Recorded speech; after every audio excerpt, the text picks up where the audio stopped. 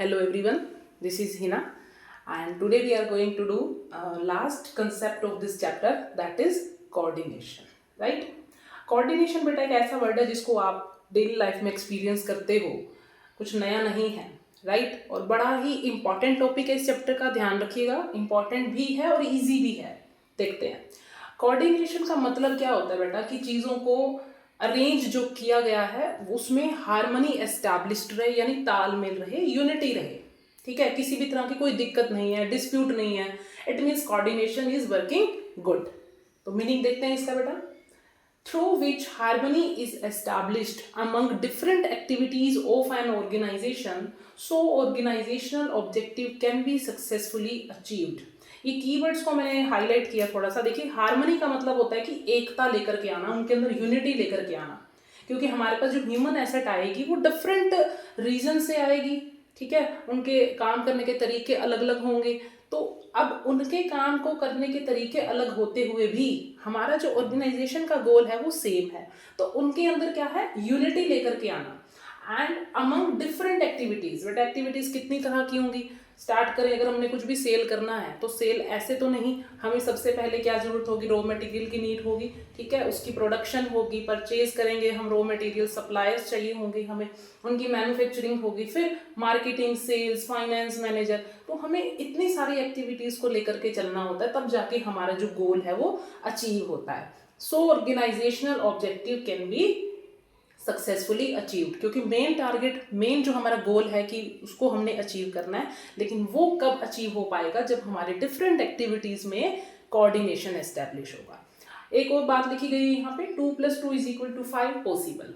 अब इसको मैथ्स की उससे अकॉर्डिंग मत देखना कि 2 और 2 भाई 4 ही होते हैं, नो डाउट, लेकिन 2 और 2 5 का मतलब ये है कि कुछ भी ऐसा काम लगे कि हमको यार ये तो इम्पॉसिबल है, वो भी पॉसिबल हो सकता है if you are conducting a good level of coordination. अगर आपने तालमेल अच्छे से रख रखा है, चीज़ों को अरेंज अच्छे से कर रखा है, ह्यूमन एसेट जो है वो फुली सेटिस्फाइड है, तो वो भी आप अचीव कर सकते हो जो नहीं हो सकता।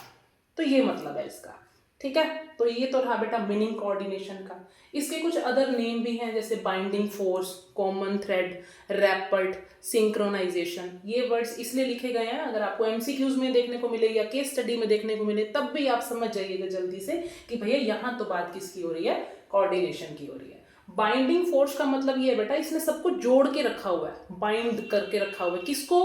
Post DC, planning, organizing, staffing, directing and controlling. Common thread का मतलब क्या है, जैसे हम कोई माला देखते हैं, मोतियों को किसने संजो के रखा हुआ है, उस धागे ने, उस वायर ने। तो ये कॉमन थ्रेड की तरह काम करता है कि भाई सारी एक्टिविटीज को हमने किसके थ्रू जोड़ा हुआ है, कोऑर्डिनेशन के। रैपर्ट का मतलब भी तालमेल ही होता है। सिंक्रोनाइजेशन का मतलब भी क्या होता है, बैलेंस करना होता है। तो ये वर्ड्स भी आपने जरूर ध्यान में रखने हैं, क्योंकि केस स्टडी में कोई ना कोई एक वर्ड जरूर मिलेगा ही मिलेगा। और जितने भी आप जल्दी में केस स्टडी पढ़ ले और आपको इनमें से कोई वर्ड दिखाई दे गया, तब भी आंसर क्या आएगा बेटा, कोऑर्डिनेशन आएगा।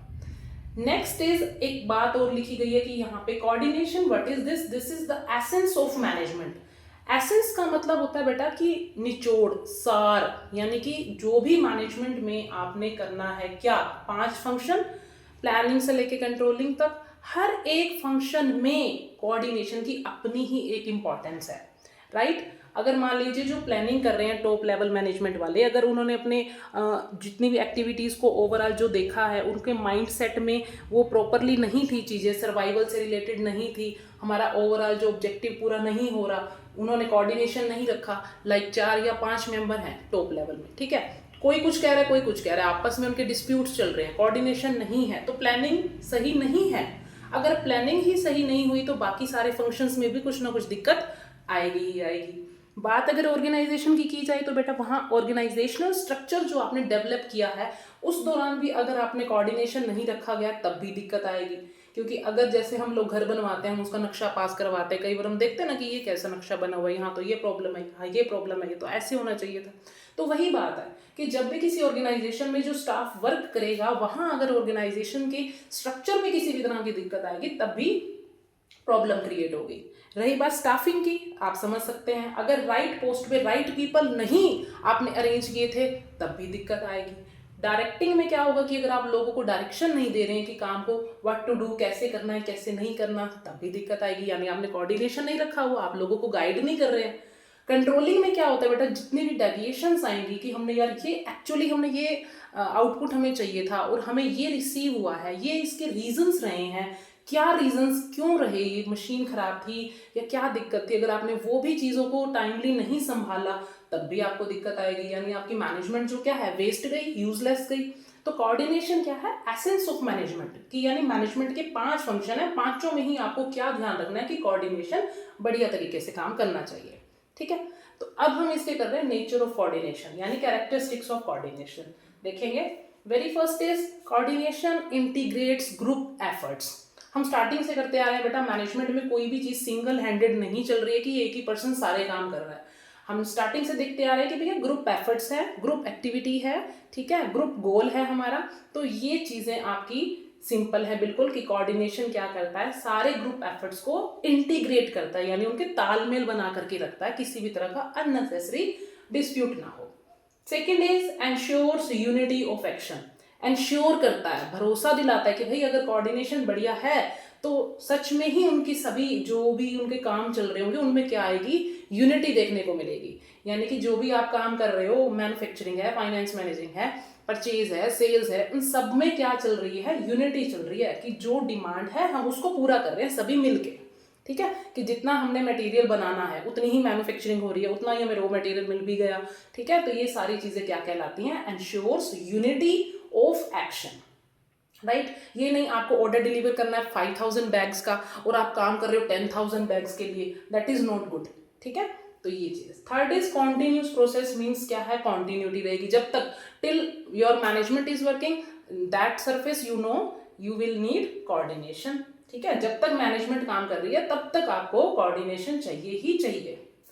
Fourth is an all pervasive function. All pervasive भी अपन ने पहले कर ली, क्या चीज है कि ऑल लेवल्स पे नीड है इसकी and in all department. Levels कितने बेटा, 3, टॉप मिडल लो। अभी मैंने आपको सामने बात रखी थी कि टॉप लेवल में अगर मान लीजिए 4 या 5 मेंबर्स काम कर रहे हैं तो उसमें मान लीजिए उनका आपस में डिस्प्यूट चल रहा है, कोई कह रहा है कि नहीं भाई ये हमारा गोल होना चाहिए, सेल्स मैक्सिमाइज करनी हो, कोई कह रहा है प्रॉफिट मैक्सिमाइज करनी है, तो ऐसे बात नहीं बनेगी। All levels and in all department क्या है, कोऑर्डिनेशन की इक्वल इंपॉर्टेंस है। तो ये सभी डिपार्टमेंट में क्या है, ऑल परवेसिव है और ऑल ही लेवल्स में भी।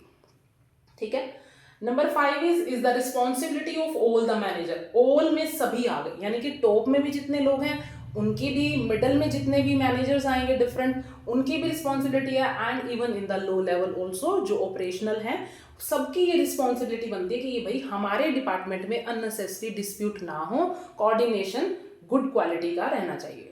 ठीक है, number 6 is an deliberate function. Deliberate का मतलब होता है कि कभी भी कोऑर्डिनेशन अपने आप नहीं एस्टैब्लिश हो जाता, आपको करना पड़ता है चीज़ों को तालमेल करने के लिए। ठीक है, आपके एफर्ट्स लगते हैं कि भाई आपकी चीज़ें सारी अरेंज दिखें। अगर मैं स्कूल की बात करूं बेटा, स्कूल में कोऑर्डिनेटर्स होते हैं, चीज़ों को क्या करते हैं, देखते हैं भाई हाँ भाई किसी टीचर के पास बहुत ज़्यादा बर्डन है, ज़्यादा लेक्चर्स है तो उसे कोई रिलैक्सेशन दी जाती है, दूसरे टीचर की एडजस्टमेंट की जाती है। ठीक है, बच्चों की कोई इश्यूज होते हैं तो सॉर्ट आउट करता है वो। ठीक है, दैट इज कोऑर्डिनेटर। तो वही बात यहाँ अगर हम आपके घर की बात कर लें, देखिए कोई अर्निंग सोर्स है आपके फैमिली में, कोई चीज़ आपके घर पे जो भी है अरेंज कर रहा है, आपको खाना बना करके दे रहा है, तो ये इनका कोऑर्डिनेशन चल रहा है हमारे फैमिली मेंबर्स का भी। हम जहाँ भी काम कर रहे हैं वहाँ देखते हैं, सोसाइटी में आप कहीं पर भी चले जाएं, हर एक चीज़ में क्या है बेटा, कोऑर्डिनेशन है।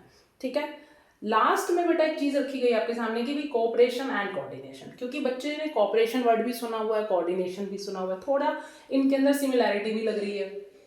कोऑपरेशन का मतलब होता है कि आप में इच्छा है काम करने की, you have desire to work, लेकिन जब उस डिजायर को गाइडेंस मिल जाती है तब वो कोऑर्डिनेशन बन जाता है। ठीक है, कि मुझे पता है मुझे क्या काम करना है and I am willing to work that particular work for 6-7 hours for example, और कोऑर्डिनेटर ने क्या किया, वो हमें चीज़ों को समझा रहा है, गाइड कर रहा है। ठीक है, तो वो क्या हो गया कि बैलेंस कर रहा है हमारे एफर्ट्स को।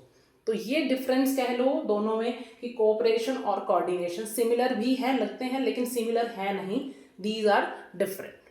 सो I hope you clear this topic. Okay student, thank you.